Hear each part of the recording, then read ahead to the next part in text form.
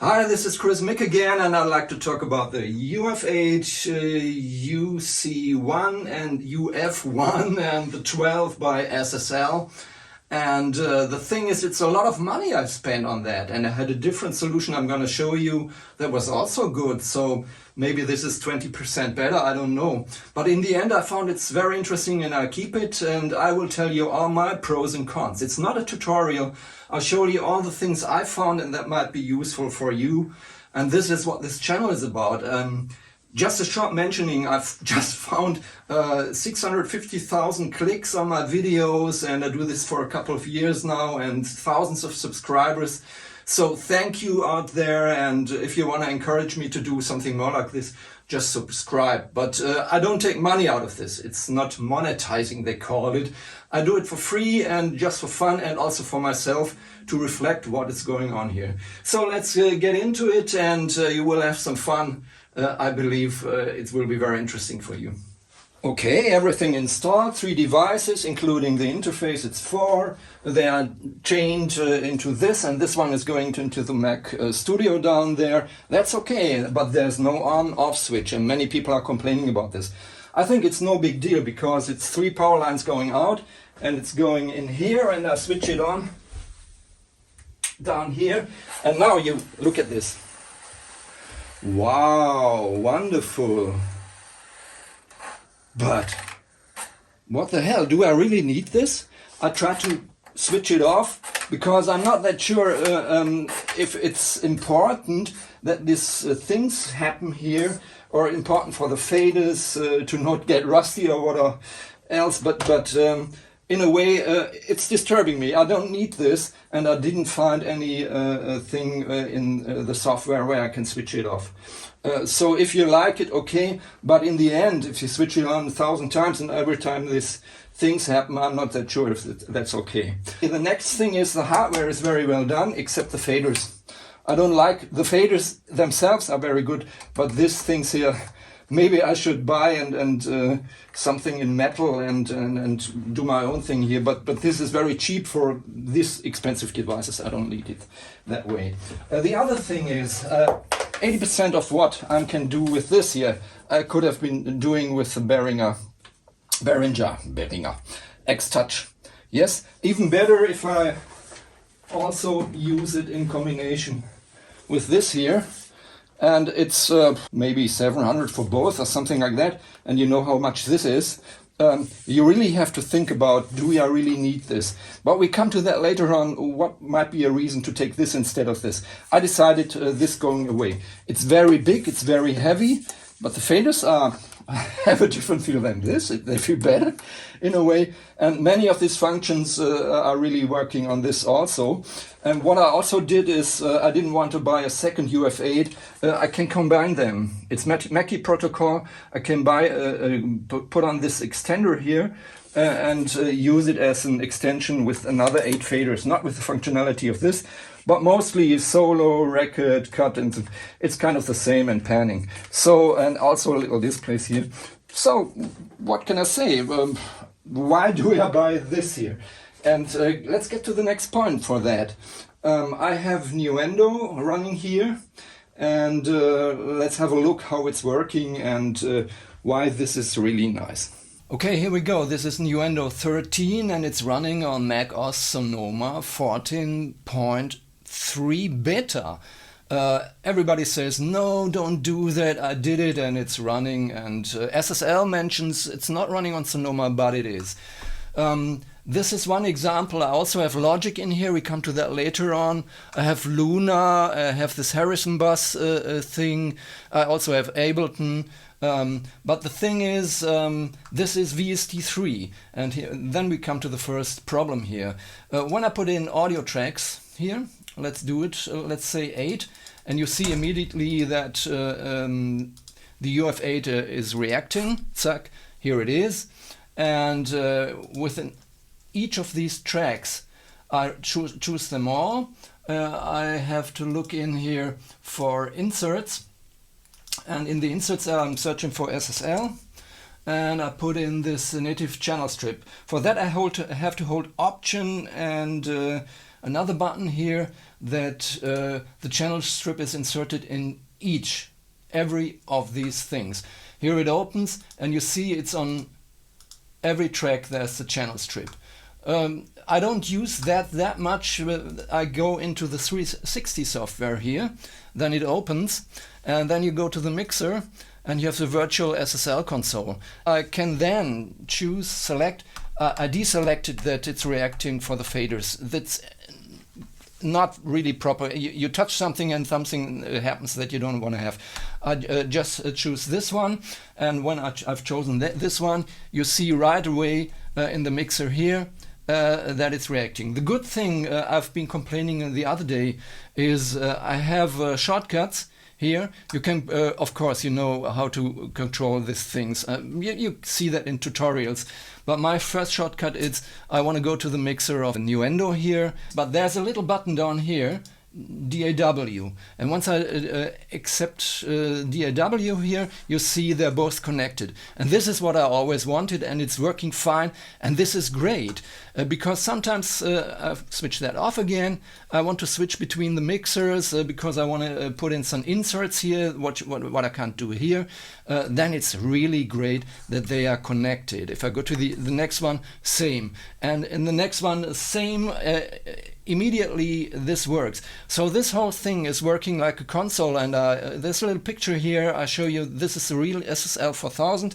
It's E and G type mixed, and I had some access to it and seen it, and what I always wanted is to have this. It's not only about the controllers, it's about absolutely to have the workflow I have with a big console. Even better because I don't have to go up there for the equalizers and everything. I can do it right here.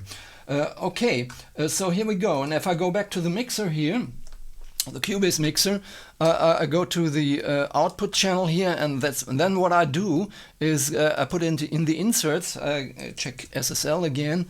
First of all, the native bus compressor, and second of all, I can switch it away here. I put in this metering plugin, and this is really, the SSL meter is really great. I don't use this mouse and keyboard anymore, only for some shortcuts I can't access here. We come to that also later on. And here we go, and you see immediately it's in here. And if I switch the modes here, I see both kind of the same. I can go to other modes also. If I go into the overview, and it's all combined, yes. And alone this TC Electronics cost me 360 or 400 bucks, yes. And this is great. So I cycle it, and here we go. And I have a look at this. And well, it's a sample, and that's no problem. It's working perfectly. Yes. Just to show you the efficiency of this here, if I go in here, I put them all out, and then nearly gone. Yes. And then I put them in again.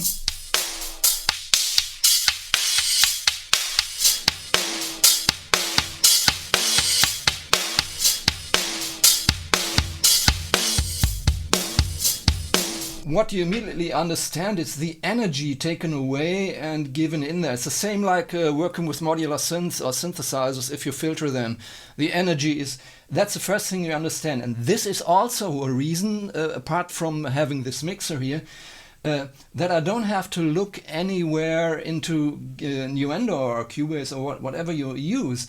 Again, I do that by ears, yes, and by experience, yes. If I want to have a low cut, I do it and it's gone. And it's like this. And here we come to workflow. The workflow is really, really great, yes. I put out the bus compressor, and let's have a look at this compressor here, how effective this one is. I can neutralize this. By the way, there is also an E-channel thing here. You can change between the styles or different. They have a new SSL plugin now. It's nearly December 23. Have a look at that, but it's 380 now.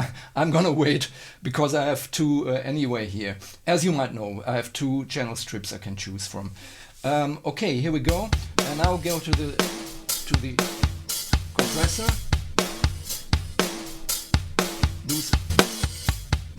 Listen to this, yes? Or fast attack, or peak. Okay, so the compressor is really effective and it comes near to the original. What it doesn't have is a makeup here. You have to fumble around with the volumes here to adapt the loudness of it if the compressor is taking something away. Same is if this activated compressor is out. I have an expander and I have a gate here, and that's also very nice. You listen? Now put up the release or the hold. So you can filter out by the expander different amounts of what's happening at the lower end, yes? Or expand it, yes?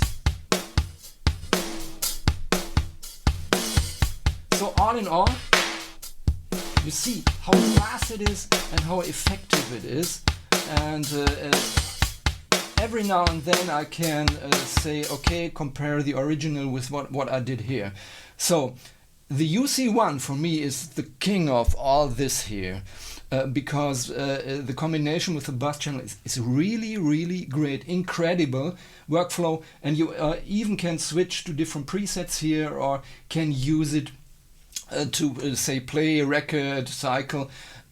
And the UF1 is for me sort of the yeah, I don't say weakest, but the functions here I can also have here and can also have here, so it's doubled. What's really great is the monitor. That's why I paid for this such amount of money. And the other thing is you can go into studio setup and go into this Mackie protocol down here, and then you have this window. Well, SSL MIDI port 1 source. By the way, this is really, really irritating in a way. If you go to the 360 software again, I recommend not using many DAWs between switching them, because I had some problems with that. What you always must keep in mind that you have to do something like this here.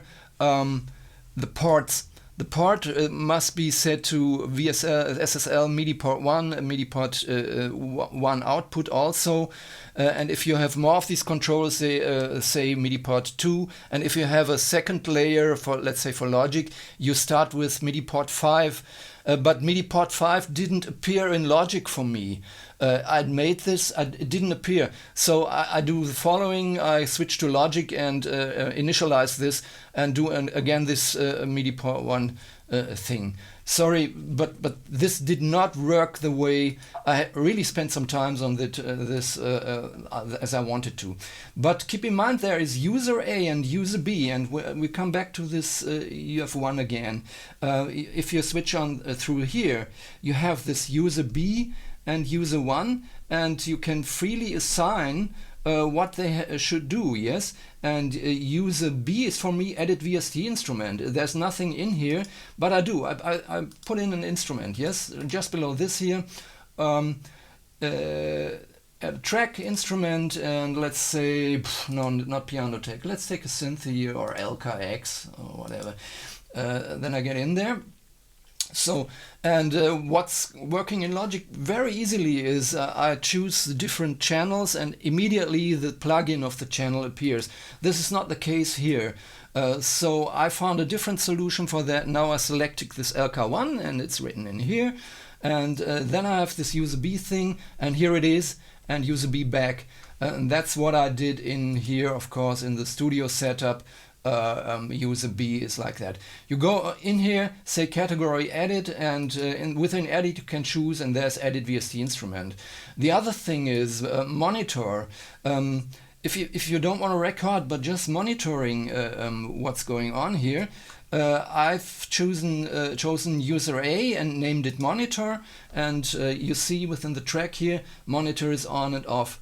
So with monitor off, I don't hear, and with this I hear.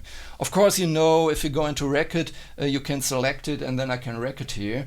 And of course you can cut it and solo it and other things. This is no problem at all.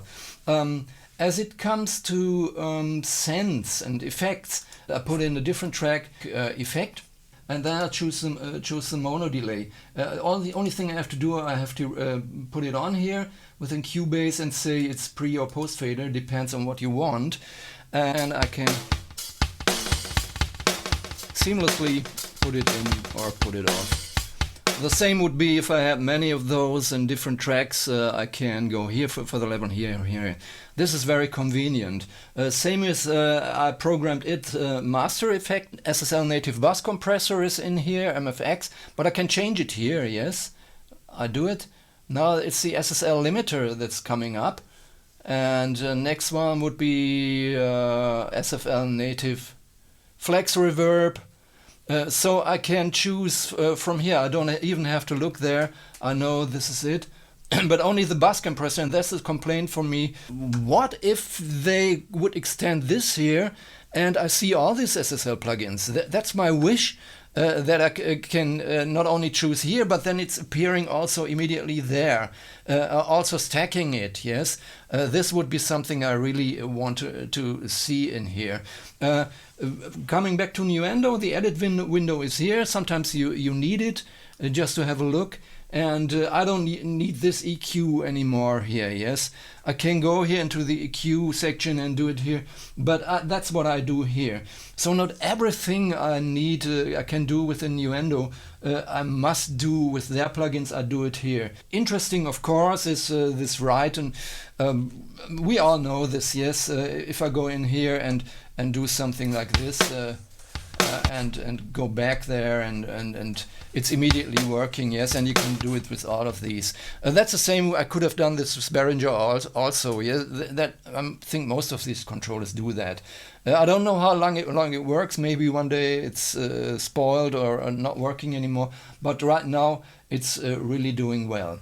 Okay, one thing about Nuendo is that it's VST3, as I mentioned, so I can go into this mixer and activate this DAW thing, as I said before. Go to the mixer again. You see, it's pretty fast that I can go there, that they're both combined, yes, and this is what I really wanted. Then I put up Logic in here. So I said Logic is my first DAW, yes, even with that, and I tried to do the same and it didn't work. And so you have really to Google a little bit to understand that this is VST3 and Logic is not VST3 capable so far.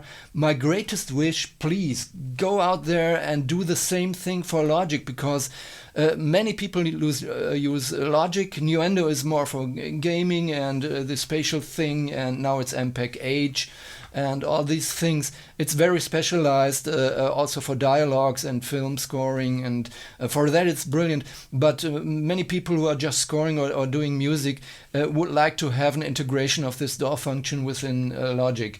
So don't be mistaken. You buy Logic and think, Chris Mick showed me that, and then you try to... Maybe it's working, but I did not find it, and I did always read it's VST3, while Logic is running, yeah, very well. Everything, even I switch between select here and immediately the different instruments appear and all these things, but this not. And that was a reason for me to go back to Cubase 13 or Nuendo, or to one of the other DAWs like Luna is totally good integrated because it's VST3 and this Harrison. I pretty much believe that SSL will come with their own DAW. They bought Harrison recently, and then they might integrate the whole thing into their own DAW like Luna or whatever they do. This would be really great. So this promise that you can easily switch between different DAWs, you might do it. Who needs it? I'm not that sure. And sometimes it's a hassle to put it up. If you go into Logic and go into the studio setups and you do all this Mackie control things like the sources here, you see, it's not that easy. Beware of that, or first check it before you say Logic is my number one with this here, and then this DAW thing doesn't work. Okay, the rest is many things are doubled. You also have seen that on other channels. Everything else is working quite fine, but I can do the same here, you see. So my opinion is, if you get into that and everything is set up and you know how to do a template project, you put in, and everything, the bus channels are already in, and the bus compressor is in, and your other things here like the metering is in, then here's the metering again. You will find it's a faster workflow. So the reason to do this anyway and invest so much money is I don't use the mouse. Sometimes I use, of course, to get in here for the recording process, but for the mixing process, this is much faster, much more intuitive. You learn to listen to it. You have the meterings here. It's a really hardware metering, and in combination with the SSL 12, you have a whole ecosystem that might be extended. Here you see what I'm just doing, and I do just some audio recording, screen recording in the Mac here, and have a microphone attached to the SSL 12 here. It's coming in here, and you see everything is under one hood, and this is also really great and really fun to work with. And all this adaptations here you do one time and then stick to it. Don't fumble around with it too much. Do it one time and then get adapted to it. Like FX Send, where is the level? It's here. Like I switch out through here and go to the normal mode and go to the mixer and do the monitoring, go to the left or to the right thing, and then it's really fast, apart from cutting it or soloing it and what everybody, most of these controllers can do. And the monitors are nice, you can see what's going on here, but don't be fooled. It's very complex, and some things it can do I would not do with that. Yes, especially when it comes to other third-party plugins, not from SSL. By the way, SSL, as I said, would be nice if they would appear here. The SSL ecosystem would be integrated into that. But the others don't appear here, and then I'm back there. And there maybe FX insert, I can choose this, but it's too complicated for me. In a way, that's way too much. The other thing I want to mention is these layers. You have this quick layers. It's also the mixer here. Normally, this would also work apart from the UC1. You don't need this really, except from the metering and some things here. You also go in here and program it and do loads of these things, even start and stop. And you can go do this focus thing. You go to a plugin, focus it, and then you need the mouse again, or you do it with channel. I just show you, yes, why not? So let me do some mixing here. This is a track. What I have, I can solo a thing here, like this, and immediately you can go in there and tweak it. I can say it should be cycled. Do it here.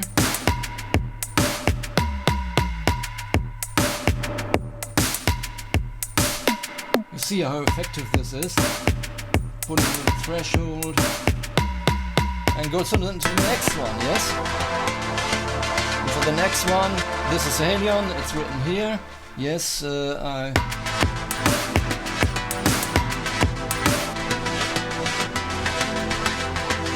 here I can go like this to a certain point here, or go to left and right and do that, yes?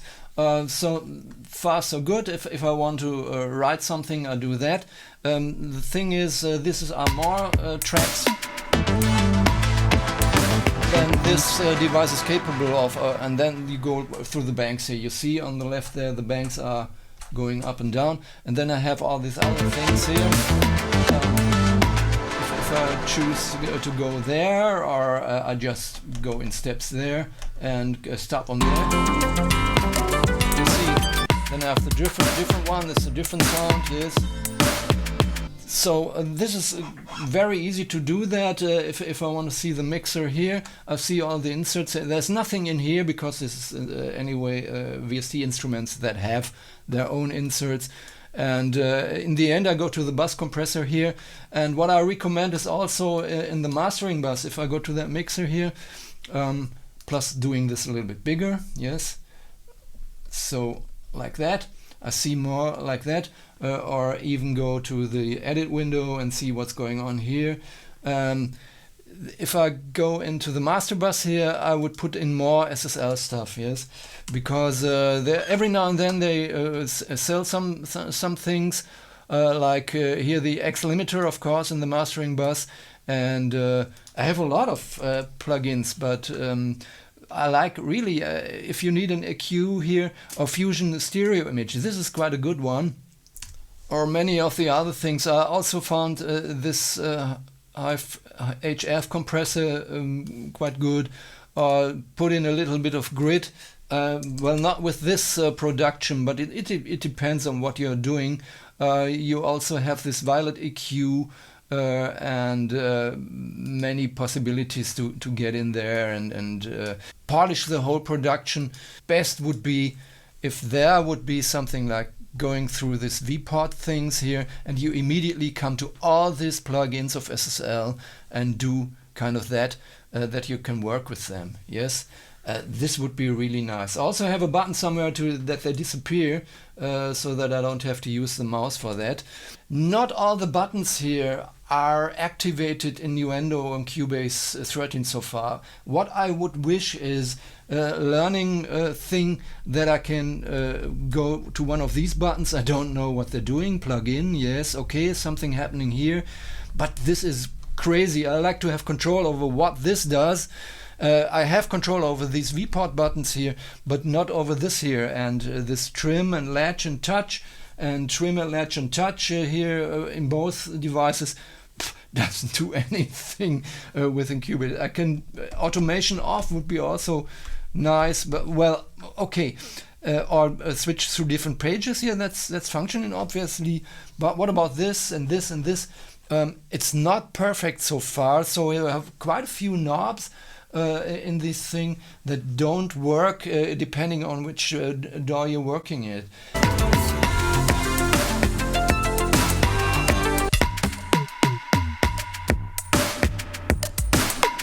So what to say in the end? Is it worth it? I would say for an amateur it's quite a lot of money, yes, $3,000. But if you have the money, why not? Otherwise, you can choose something like this Behringer, or there are controllers for FL Studio if we work with that, and do, let's say, 80% as it comes to the hardware of that here. But as a pro, I think this is a way where it's going to. This is the hardware is very well done, but the clue is the integration with the 360 software. Even the SSL 12 here, that was the reason why I bought everything from. I could have bought a new Neumann thing here, but I thought, no, I want the integration here and go in here and control everything from there. And this is really great, and I forget mostly about that. But not to lie, of course, sometimes you need the mouse for getting into plugins. You have this focus thing here. Then you have to decide if you really need it. But there are about 10 or 12 things that really increase your workflow. And what's most important to me in the end is that you work like on a classical console in a way. We all know it's digital, it's not the real thing, and it sounds everywhere the same with these plugins. And not like an original SSL 4000E, for example, but the whole feel of it and the workflow, and you need to do that longer than I did. I would say within a year I really know within depth what I really need of this function and what not. As it comes to functions, I would like to see more learn functions like some buttons that are not working within Cubase. But this is the old Mackie protocol. I don't know if SSL will manage to do their own protocol, set it in there, and then that protocol will be accepted by producers like Steinberg or Logic, that they can do much more with this, because Mackie is quite old, and that's where Behringer is running on, and that's why they're not that different in some aspects. But in the near future, I would like to say that they adapt more into this 360 system. And what I have to say also is that their customer service is really, really great. Sometimes you buy these things and there's nobody on the line, or you hang for hours. I wrote them an email, I had a problem here, and they immediately answered, and it was very competent. And this is also, if you buy something, I don't know if other manufacturers do the same, but this is really great. Thank you, SSL, for doing this. And waiting for, maybe they put in their own door, and the 1.6 update, they do updates, is really great.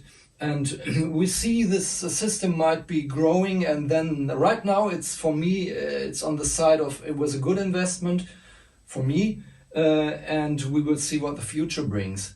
So that was a lot. It was not a tutorial. I'm not a pro on this. I'm just starting with that to understand it. But maybe it was interesting for you to see how far I've got.